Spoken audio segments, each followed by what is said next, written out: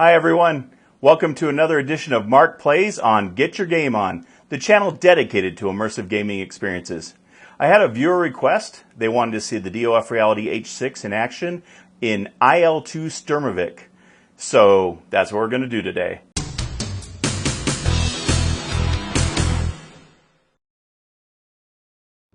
All right everyone, here we are in the 109. We're going to do a little free flight here, so you can get an idea of what the motion does. So, we start her up.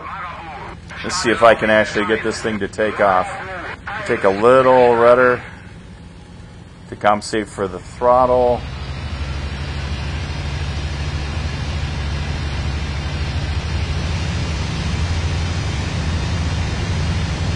I tell you, even just taking off in this plane is a challenge.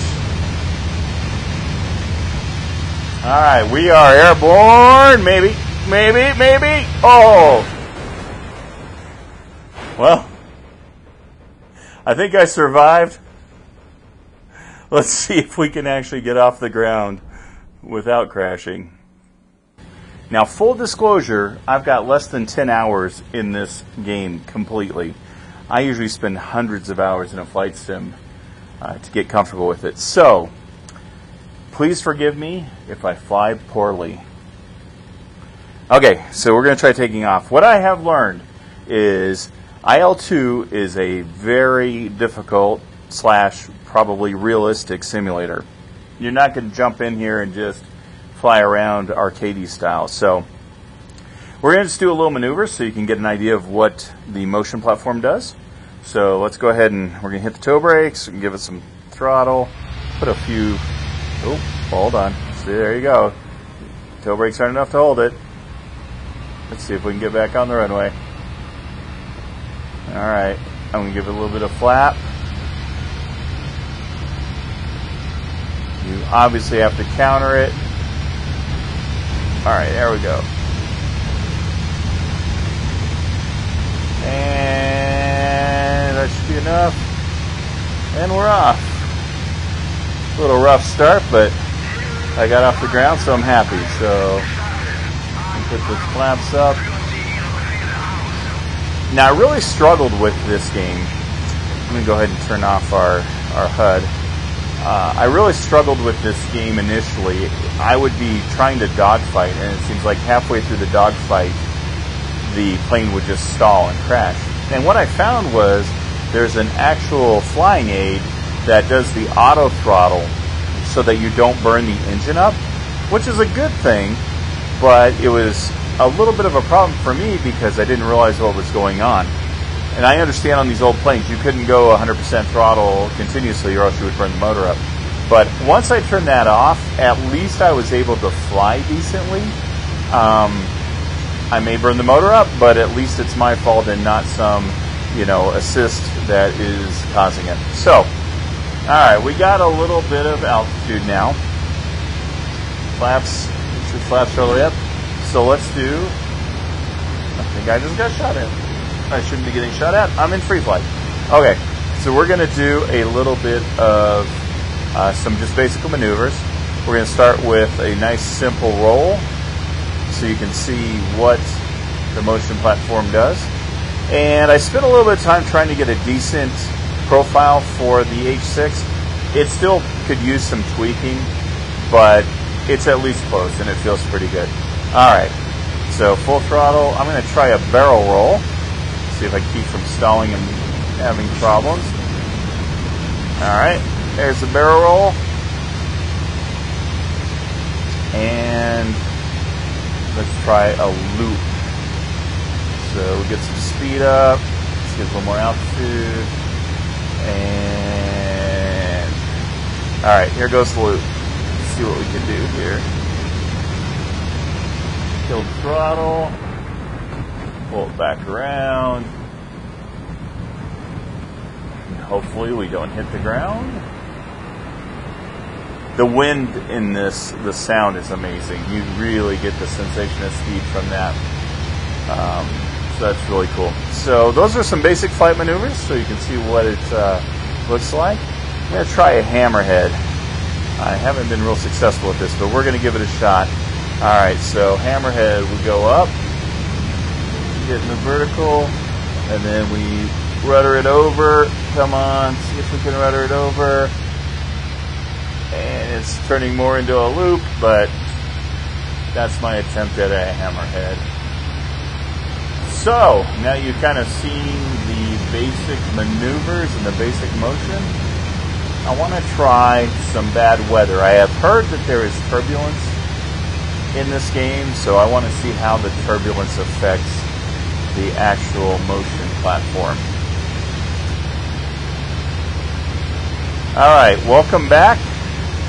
We are now in the middle of a rainstorm, and man, this looks so good. I feel like I'm in an airplane actually flying through the rain.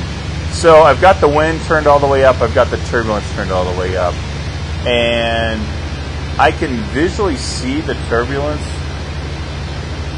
impacting the aircraft. I can see it shaking and all that stuff, but I'm not getting a lot of motion. It doesn't seem like it actually has any telemetry for the turbulence itself. So that's unfortunate, but I have flown very few flight simulators that do have telemetry for turbulence.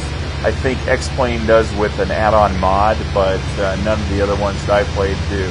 So I was kind of hoping this one had it, but it also doesn't surprise me that it doesn't. There you go. And the last thing I want to show you on this episode of Mark Plays is a little head-to-head dogfighting. Now, as I said, I've got less than 10 hours in this actual simulator, and I'm still learning what I can and can't get away with on this airplane. I'm still kind of learning the lead time on the gun. So please forgive me if this is an embarrassment to all you flight sim pilots out there. I will do my best. I am flying against a hurricane, and it's an average pilot skill, so we'll see how that goes. I'm going to try it without labels, because that's how I normally play. Hopefully I can keep my eye on this guy and not lose him. So, now, I'm really intrigued by this game in general, but I'm a little bit of an American aircraft snob when it comes to World War II fighters. All you IL2 veterans out there, leave me in the comments what the best American fighter is for IL2. I saw that I can purchase a P-40. There was a P-39 Aircoba, which I absolutely love that plane. And then also the P-38 Lightning, which is another cool plane. But I'd like to play through the campaign, but I want to play as an ally. And I prefer to have an American aircraft. So sound off in the comments. Let me know what you guys think. Alright, so right now we're just in this turn.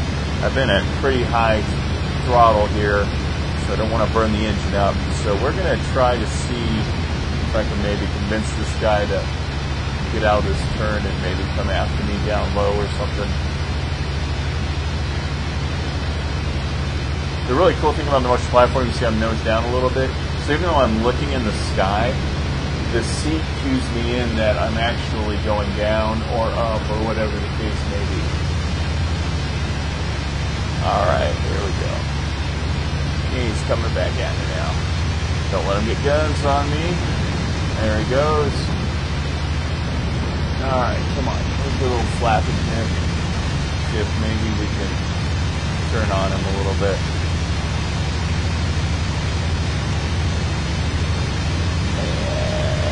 Let's see what this German plane can do. And stall. Yep. Saw that one coming. Alright, where did he go?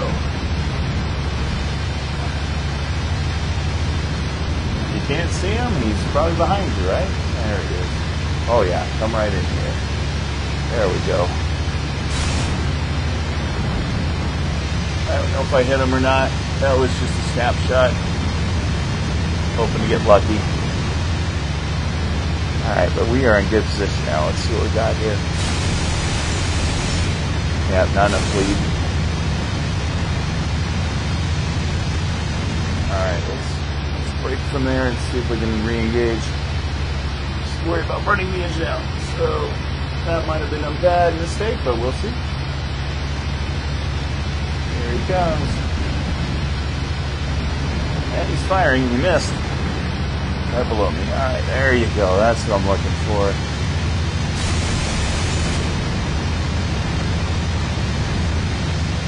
Oh, I'm stalling out. Come on. Probably wearing my engine out. Looks like he's smoking. I must have nailed him. Either that or he's burning his engine up trying to fight with me. Okay, watch the ground. Come on. Go on this guy. A little more flap. Oh boy. There we go. Yeah, the engine's definitely not doing good. The engine is damaged. Here he comes.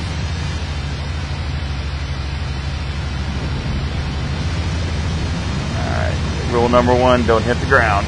Right?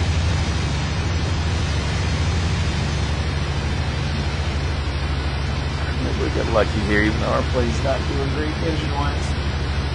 Come on, come around. Air battles are so cool in World War II.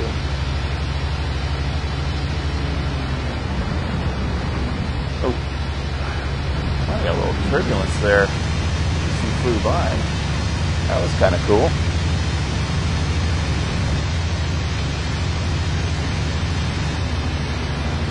He's going low. Come on, right in front of me. Come on, baby. Where'd you go? I hear him. Where are you?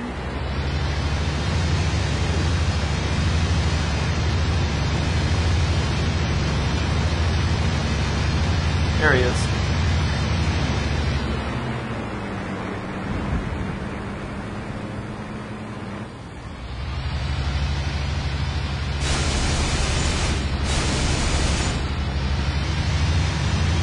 Stay alive a little bit longer, baby.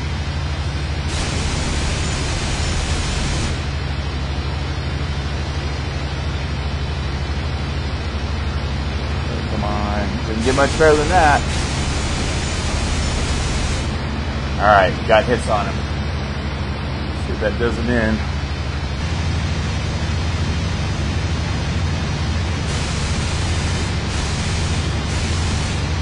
Come on. That's it. I don't know if I hit him with one of those or not. That's it for guns.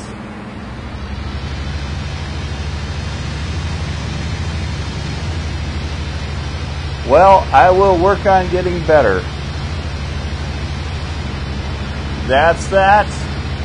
I didn't get him, but he's smoking and I'm not, so maybe he won't get back there. Alright, I don't know this map. I don't know where my airfield is.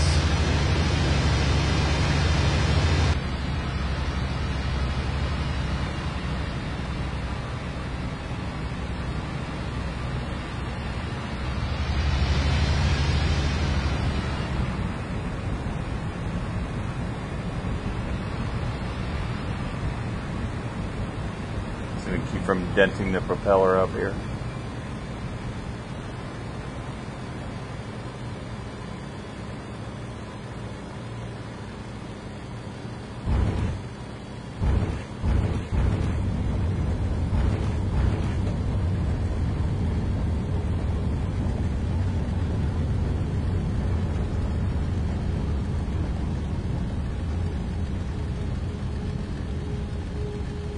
All right. So there you go. We are down and safe and sound. So, I hope you enjoyed this little demo of the DOF Reality H6 and IL2 Sturmovik. Some final thoughts about whether you should purchase a motion platform or not. So thinking about this, if you're new to flight sims and you're playing, say, with a mouse and keyboard, the first thing I'd recommend you purchase would be a good HOTAS, which is a hands-on throttle and stick get a good throttle, get a good joystick, get some rudder pedals. That'll really add to your immersion. Second, if you've got that, but let's say you're playing on a screen, you're not playing in VR. Playing in VR is amazing. It makes you feel like you are sitting in that aircraft and actually flying it. So that would be my second purchase if I were looking for adding immersion to IL2. If you have VR, and again, I recommend at this point in time the HP Reverb G2. There's a review. I'll put a card in here so you can kind of get a review of it. That's a really good headset for flight sims. It's very clear and you can read your gauges pretty well. If you have VR and you've got your HOTAS, I think the next thing is considering motion. It definitely adds to the immersion and the realism. IL2 is on par with the other flight simulators that I've flown, but what I'm noticing is I'm not getting nearly the sway or the pitch or the heave that I get out of the other, say, DCS and other simulators.